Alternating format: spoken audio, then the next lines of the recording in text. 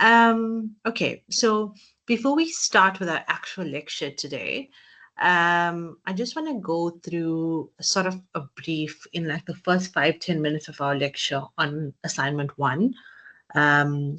For those that are not in attendance today, obviously this recording will be placed on YouTube just so you could catch up. I'll share a message under the announcement so you know that you have to look at or listen to this recording. I just want to share the assignment quickly and then we can run from there.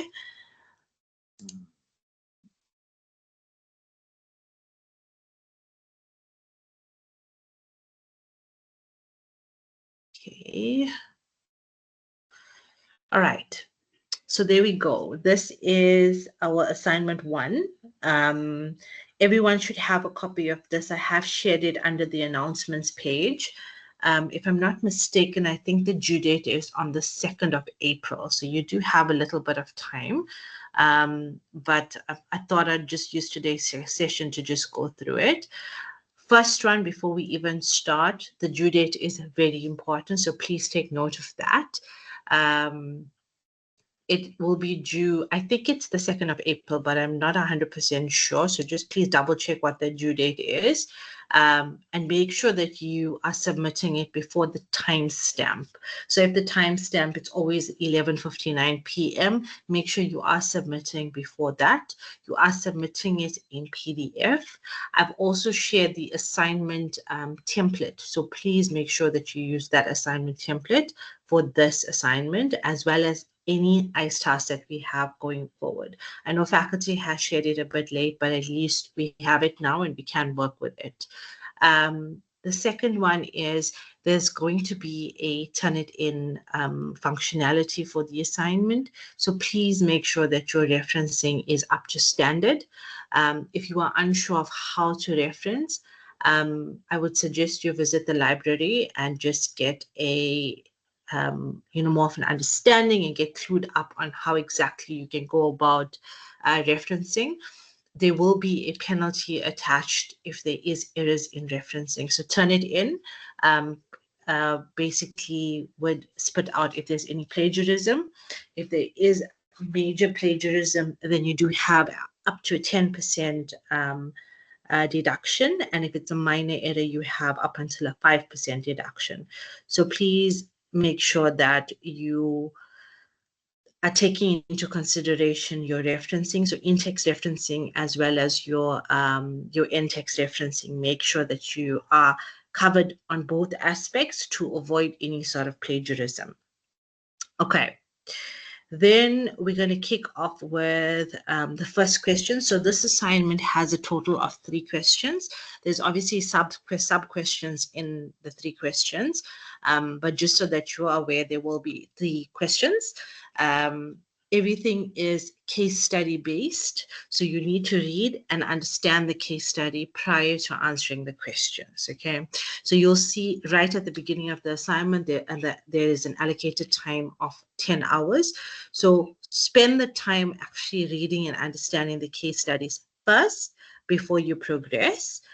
So I just want to go over briefly. I'm not going to go through the case study specifically, but more so the sub questions in there, just so that you have more of an understanding of what to look for and how to share.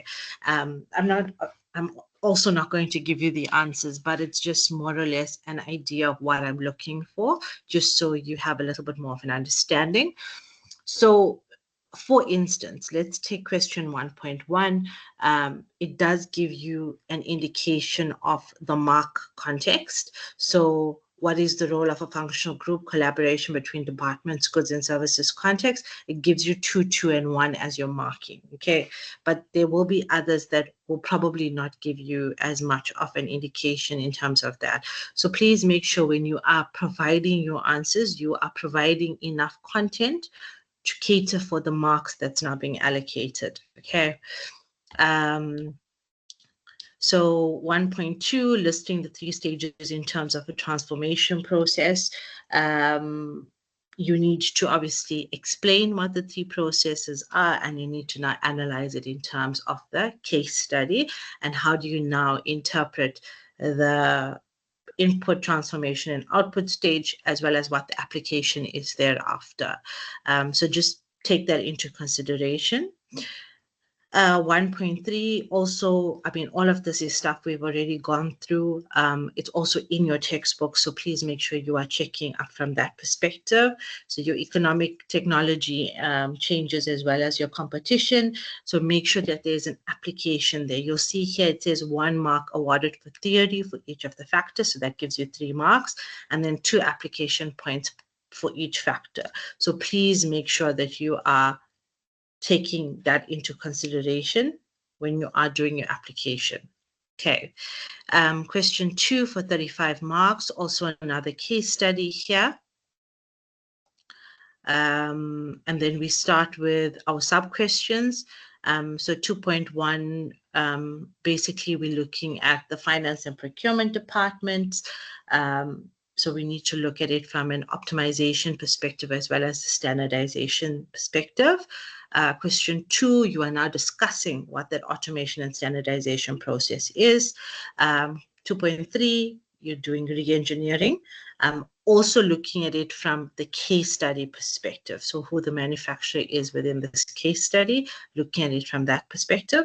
And then the last one is your runtime and throughput. So you need to understand it, explain it from a KPI perspective. So explaining what runtime is, explaining what throughput is, and then the application of it within the case study. That's why you allotted 10 marks here as well. So always explain in terms of theory and then do application. I cannot stress this enough. Question 3 is your essay type question. So there is a rubric that is provided. So the first one is structure of the essay and your writing clarity for 5 marks. So make sure that you have an introduction, a main chunk in terms of content, as well as a conclusion, because that allows you to get a flow when it comes to your essay. Your content, they've now given you questions in terms of your content, and that's a total of 23 marks. So a bulk of your essay, your marks are coming out of your content portion as opposed to everywhere else. So forecasting, which is what we're going to go through today. So analyzing and applying your different techniques, you know, what is quantitative and qualitative forecasting methods, and then what is the forecasting process, which we'll also go through. So it's now understanding, you know, what is time series, what is, you know, from a qualitative perspective, what is your consumer surveys, what's a Delphi method, and then any sort of challenges that you face in terms of within your forecasting process. Is there overstocking, understocking, stock takes, etc.? So look at it from that perspective when you are doing your essay specifically. And then any substantiation from a points perspective. So where do you think, how is forecasting going to benefit the organization or not going to benefit the organization? And then just from an overall argument perspective, and this is mainly on how your ideas flow in your essay, and that's how you are then allocated any marks. Okay, so that's basically your assignment. I know we don't have many people on the call today, but if there is any questions, please, can you just let me know, reach out to me, and then I can help you, you know, just to understand a little bit better. Okay. So we're going to move on to today's content, which is Learning Unit 3, Theme 3. Okay, just want to share this quickly. Sorry, that's the wrong one.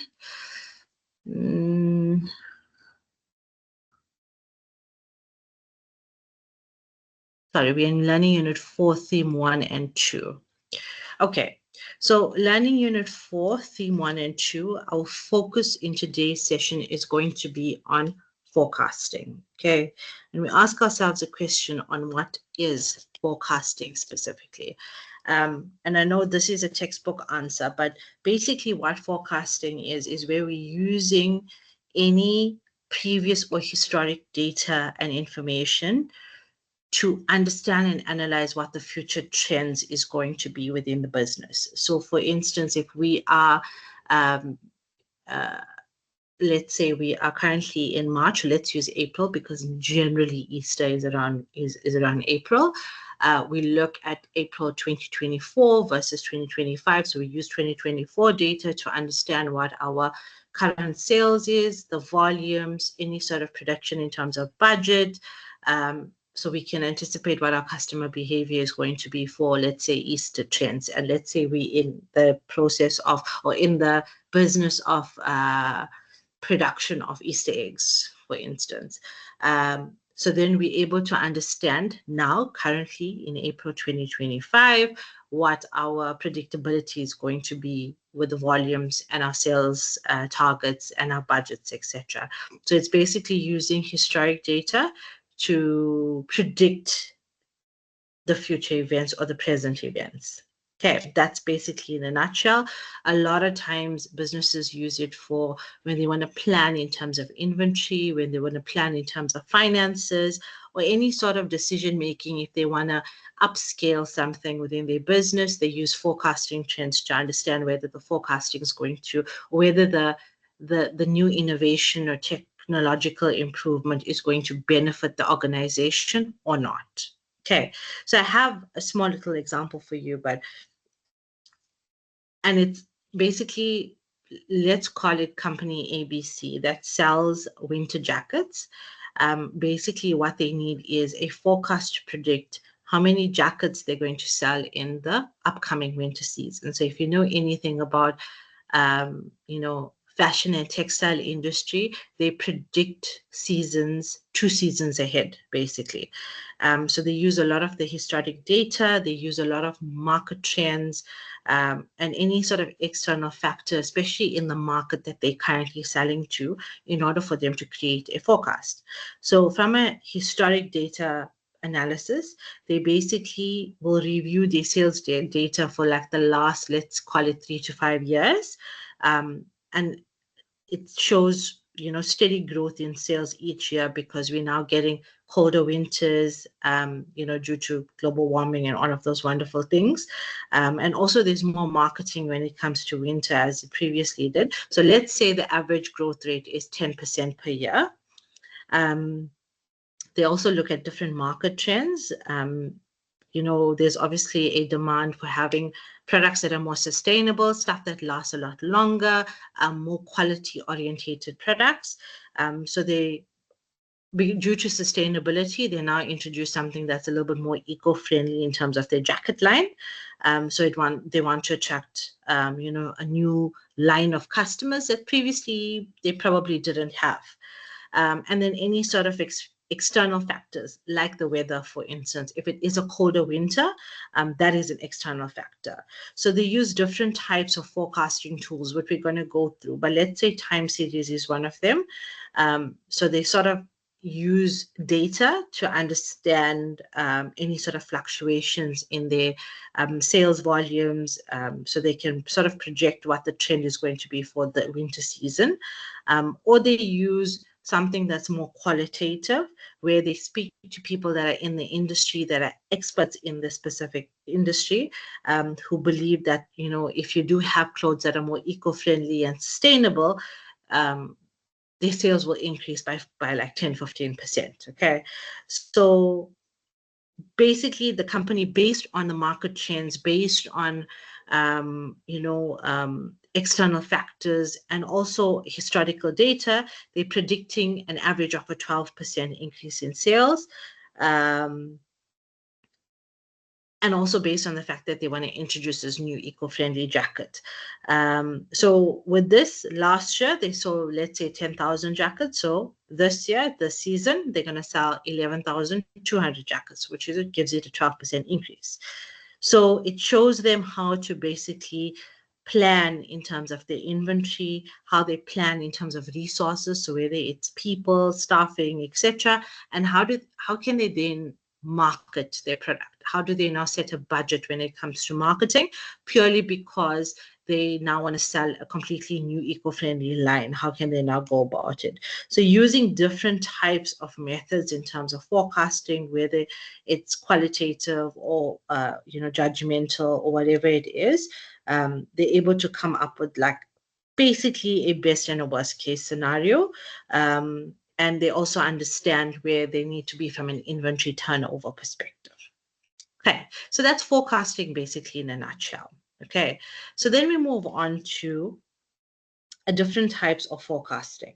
Okay, and when we look at the different types of forecasting, the first one is we want to look at it from a time series perspective, which is probably the one that's used more commonly by a lot of businesses. And time series has different sort of factors that you need to consider.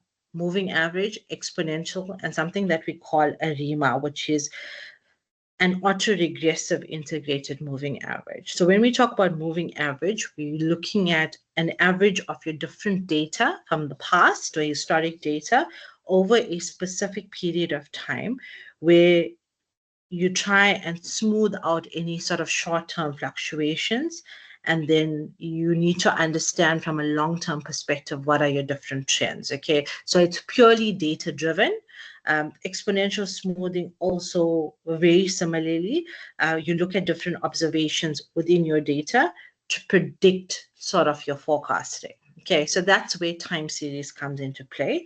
Then we have causal and econometric forecasting, and regression falls into this structure. Okay, so regression analysis basically uses different relationships between different variables to predict what the forecast or the future outcome is going to be. So we can use something that's dependent and independent. So you can use a sales forecast to basically understand how much you need to spend on advertising. So that's what regression analysis is. You're using something that's dependent on something that's independent. Okay.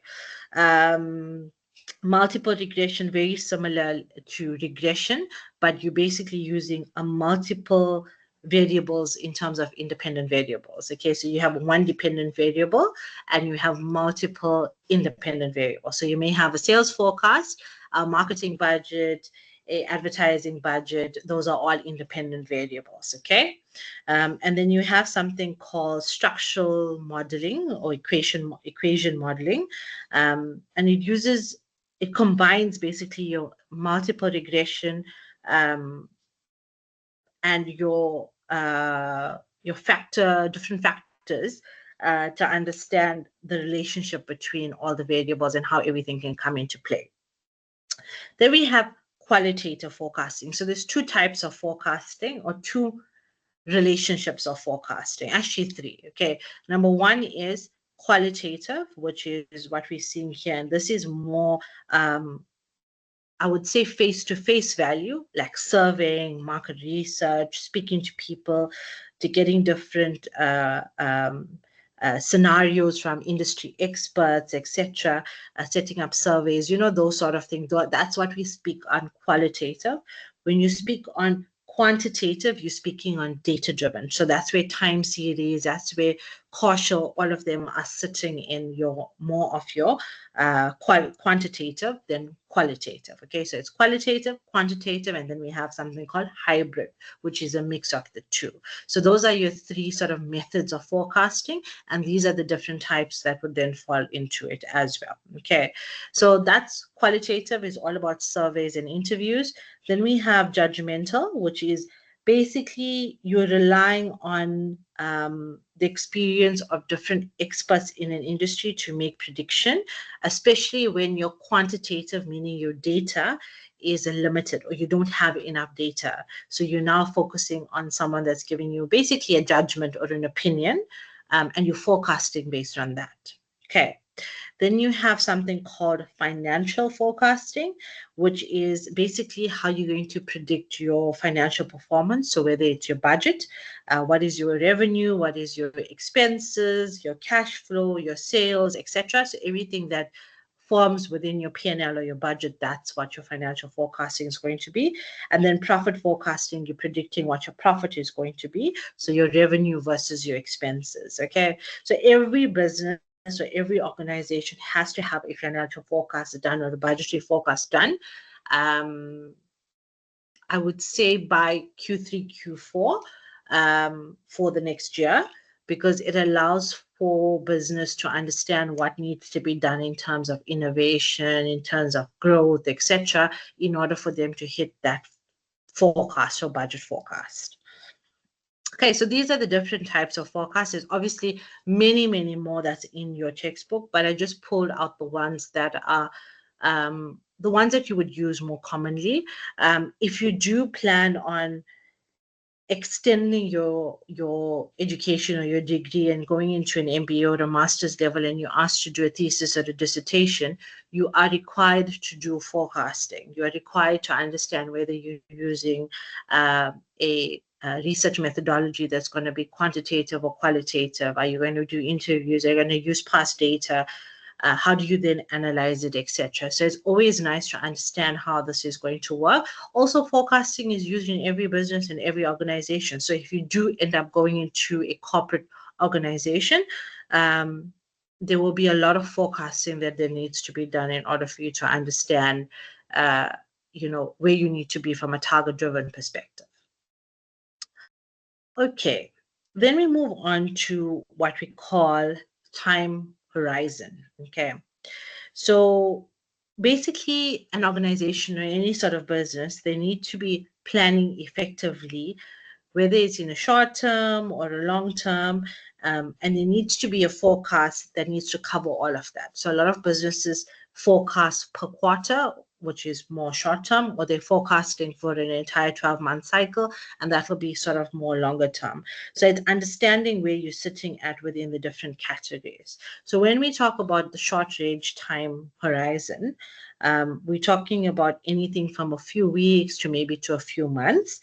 And when it's short range, you're using it for any purchasing transactions, whether you need to schedule a specific job or whether you need to measure a KPI of different employees within your workforce, what requirements you need from a cash perspective. Are you producing the right amount of stock in terms of production? So I'll take it to a student level. Okay. For example, in a short term, it's like you are forecasting that the time you require for preparing for a test or an assignment. So that's where a short range comes into play. A medium range can be anything from like 12 months to like 5 years. And basically, this is having a sales plan or a sales strategy, any production strategies, capacity, how much of staff you need from now till 5 years. And basically, it allows you to forecast any sort of cash requirement, cash budget requirements, etc., from a 12-month to a 5-year period. And if you take it to a student's perspective, it's understanding or forecasting how much you need from a financial perspective in order for you to study an undergrad degree. Okay, so that's where your medium range will come into play. Your long range basically happens from like 5 years and upwards. And it's used when you are planning a new product. You want to introduce a new product into a market. You want to probably expand your current resources in terms of your warehouse space, any expansion projects that you may have. You maybe want to change the location of your warehouse. Anything that requires in-depth research and development and case studies in order for you to make a big decision and a big financial decision, that's where long range horizon plays. And here, if I have to bring it to a student perspective, so you will basically forecast in a long range what you want to achieve after you've now completed your studies or after you've now done your degree. Do you want to open your own business? Do you want to become an entrepreneur? Do you want to go into corporate? Whatever you decide from a career path perspective, this is where long range now comes into play. So I hope I tried to explain that, as layman as possible, just so that you can understand, how it comes into play. Okay. Then we're going to go into sort of like an accurate forecast, okay, and how best to what is sort of the requirements when we look at it from an accurate forecast perspective. So you ask yourself a question, why do you need a forecast that's not accurate? So the answer to that is forecasts are used to make important business decisions. And you base a lot of those decisions on the forecast. Like, for instance, let's say, give you an example. So let's say there's an owner of a local down the road shop that would like to predict how much of bread sales he has for the next week that's coming into play. If he takes a wild guess, for instance, the chances are that he will either have unsold bread, which becomes obsolete, and he's got now cash stuck in this unsold bread at the end of the day. And where he'll have fresh bread now the next day. So what does he now do with the day before's bread? Okay, so the owner will not be able to sell the old bread, and he will then have to incur a loss. So you need an accurate forecast, so you're not accurately placing orders, so you're not stuck with overstock or stock outs or obsolete stock, or just a cash flow issue because you have all your money now stuck in stock. Whether it's raw material or a finished good, you do have cash now stuck in inventory.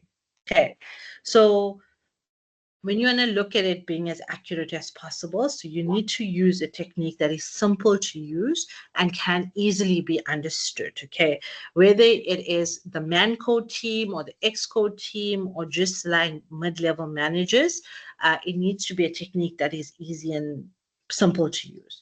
The more sophisticated the method is, the less confident anybody would be to use it. So they would choose not to use a forecasting tool purely because it's difficult to understand.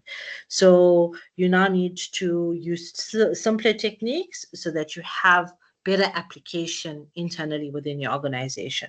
Okay. Also, we want it to be cost effective. Okay, that should be the goal at the end of the day.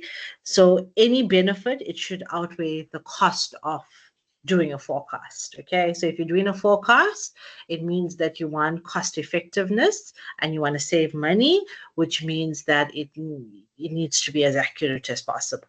Okay, you also want a forecast that needs to be done in like meaningful units, meaning if, for instance, let's say someone in your accounts or your finance department does a forecast, everybody in that specific business should know the amount in terms of the rand value that is available to be spent. So if the finance department says you've got 100,000 rand, you can go and spend it, they need to know. So the ops department needs to know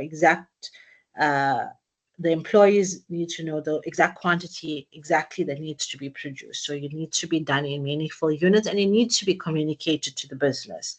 So forecast should be timely. So every single department in your organization or business needs to be given enough time to respond to the demands of the forecast. So if you are, for instance, introducing a new product range into your business and you need money for advertising, okay, it cannot just be found overnight. It needs to be in a budget and it needs to be in a forecast. So you need to take into account the different time horizon. So maybe it may be a medium time horizon, for instance, in order for the business to raise that type of money and allocate that money for the advertising campaign.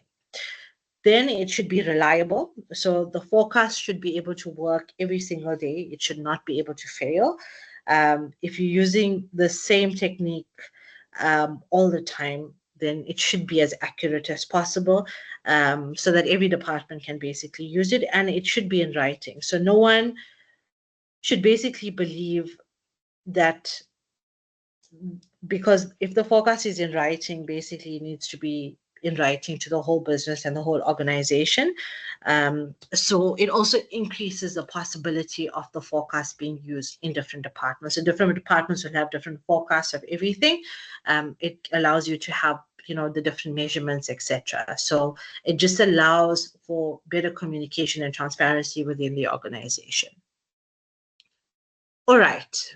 Then we move on to the different steps to prepare a forecast. Okay. Sorry, I'm just a little bit stuck here.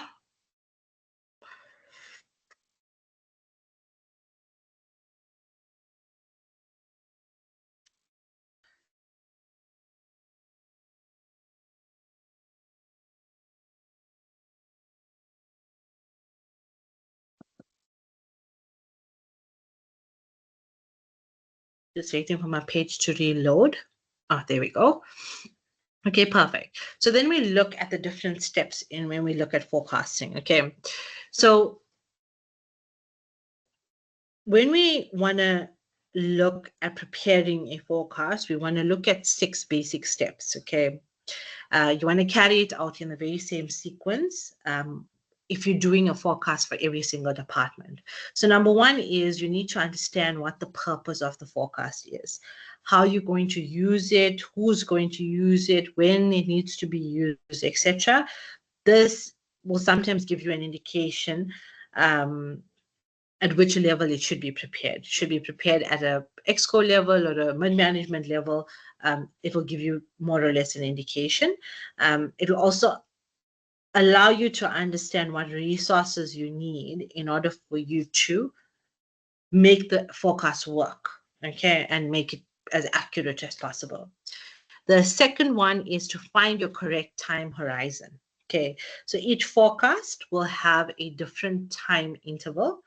So you need to take into account the longer the time horizon, the less reliable the forecast becomes. And you can't exactly set up a forecast from 5 years onwards. So where you're now taking your career leap, that's not where you want to see your forecast. In business specifically, a lot of the forecasts are predicted in a short-term perspective, a short to medium-term perspective. Long-term forecast, you have then your strategy needs to be foolproof, basically.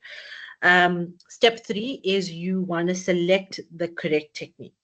You want to understand whether you're using something that is qualitative or something that's quantitative or even a hybrid technique. You need to now understand how you're going about it. Are you using complete historic data, or are you going to surveys, you're going to expert opinions, you're going to someone that's judgmental?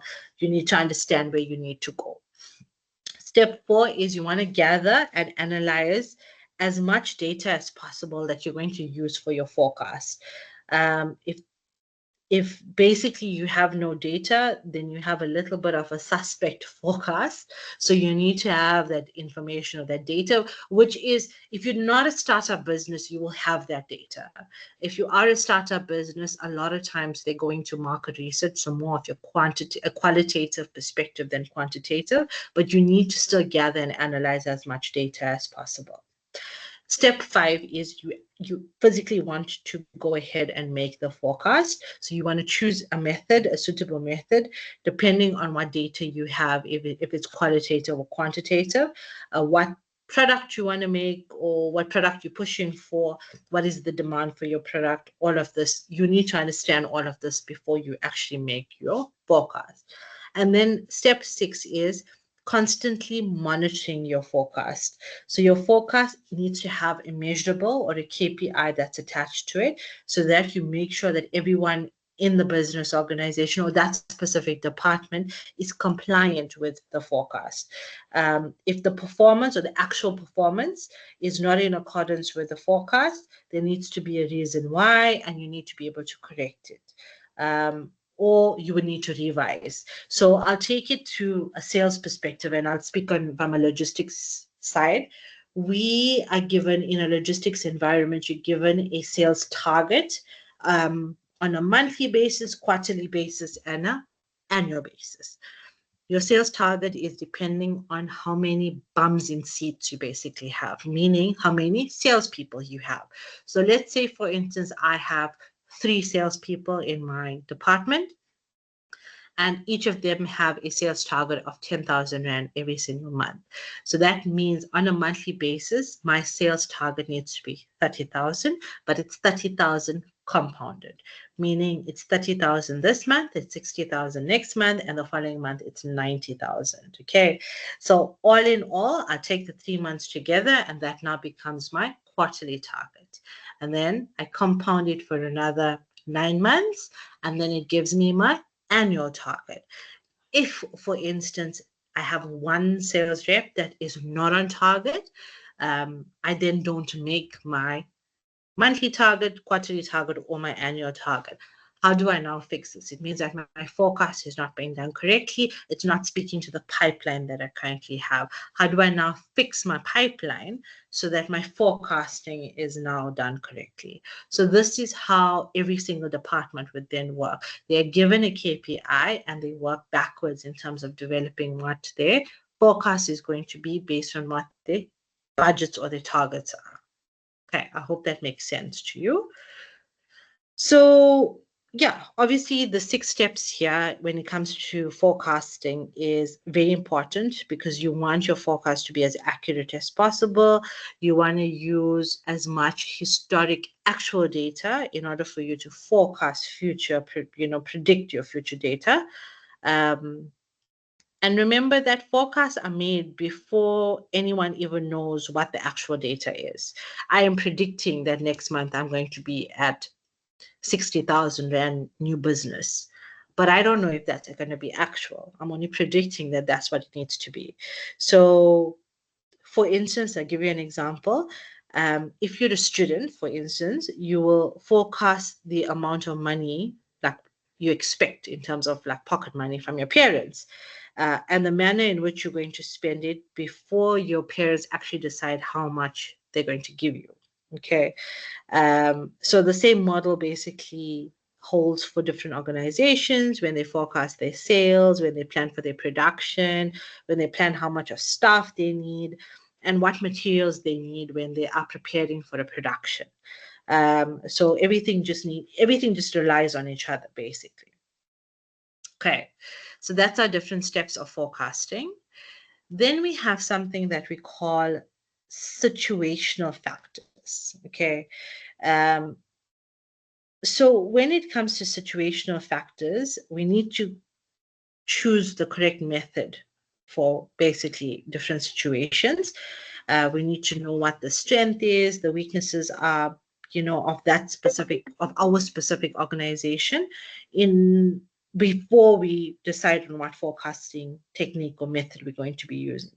So the first one is accuracy and cost. So there's always going to be a trade-off between being accurate and what the cost is going to be. So the higher your accuracy levels, the higher the cost is. The lower your accuracy levels, the lower the cost is. So the reason for you having a high cost when you have a high accuracy is you have a larger amount of data that's required for you to make a more accurate predictability. So the data can be sometimes very difficult to obtain. Maybe the model you're using is something that's a little bit more expensive. When you're implementing different techniques, in order for you to get that forecasted data, those costs can also be high. So there's going to be a bit of a trade-off when you're looking at it from a situational perspective. Then, it takes us into having the availability of data.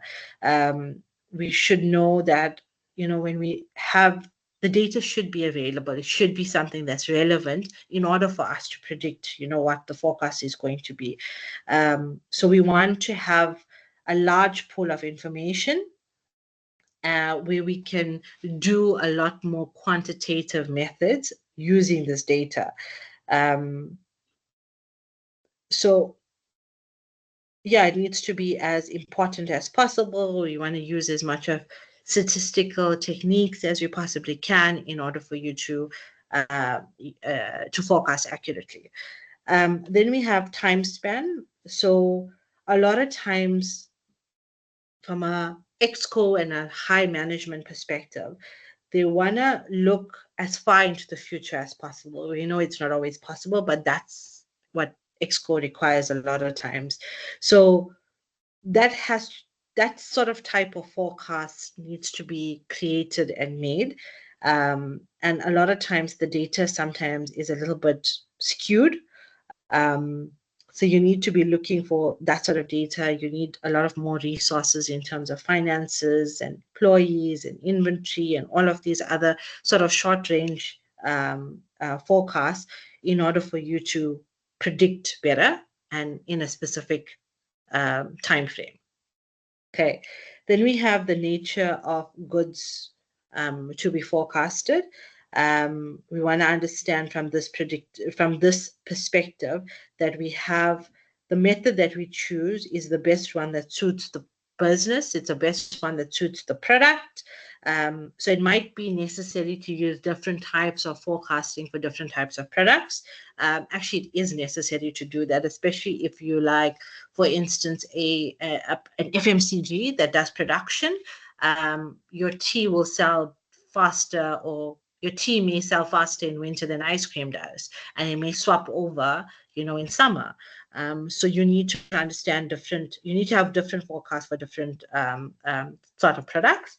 Changes in the market. So if there's anything that might influence your forecast drastically, for instance, if we're looking at from a long-term perspective, anything changes financially from a capital expenditure perspective, you may consider if there's a supplier change. These are sort of things that will affect your forecast, and your forecast will then affect your cost. Okay, and then you want to use different decision-making factors as well. Is it something that you want to look at from a cost versus accuracy, or a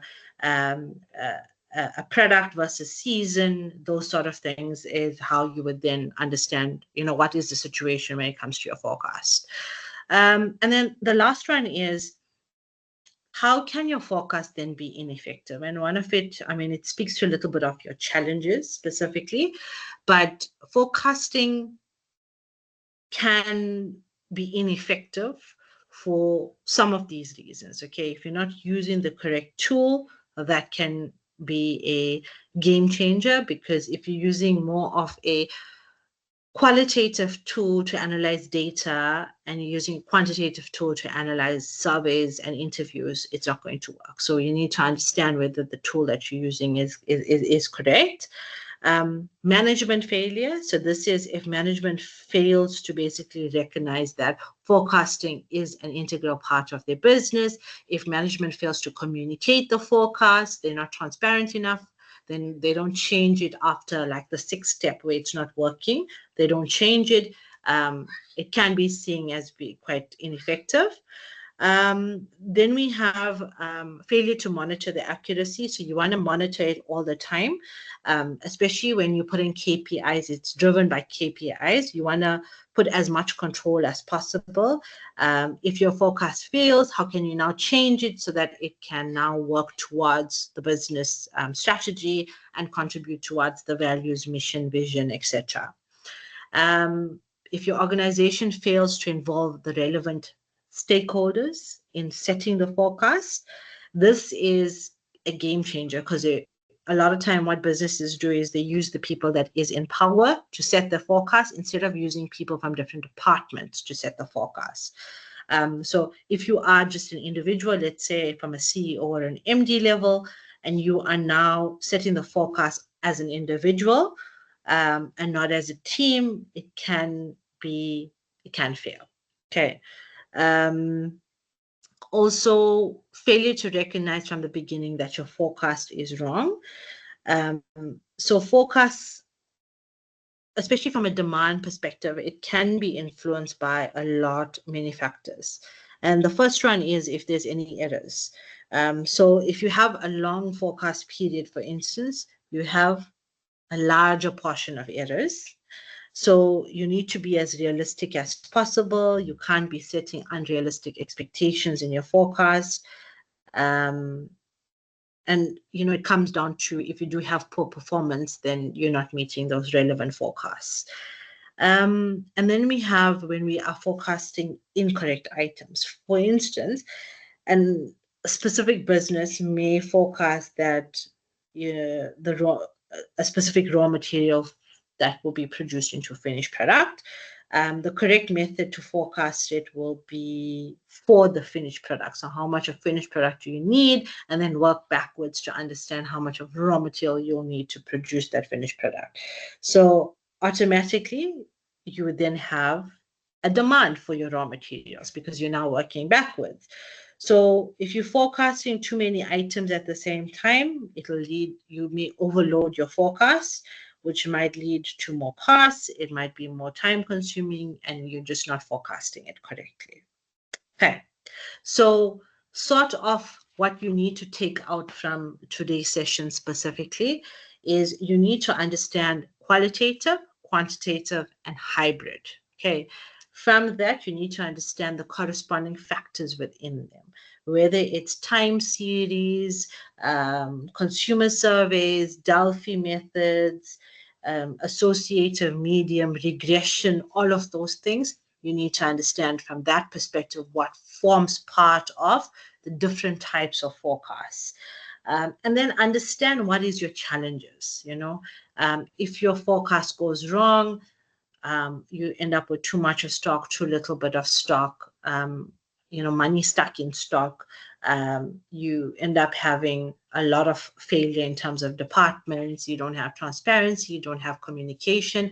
All of these are sort of your domino effect or your ripple effect from having an ineffective forecast. Okay, and I think that basically covers us from a forecasting perspective, and all of what we've done today would then cover you for question 3 in your assignment specifically. Also further to this, what I want to speak about is your ICE Task 2. I am going to release it after this session. So at 7 p.m., I will be releasing your ICE Task 2. That is due next week, Thursday. I think it's the 27th, if I'm not mistaken. Also by 11:59. And then you obviously need to start working on your assignment. Okay. Is there any questions for me? Okay, I'm assuming not. Okay, so I'll close off for today already. And I will speak to you not next week, the following week. We will have a recording session for next week. And yeah, have a fantastic long weekend. Thank you.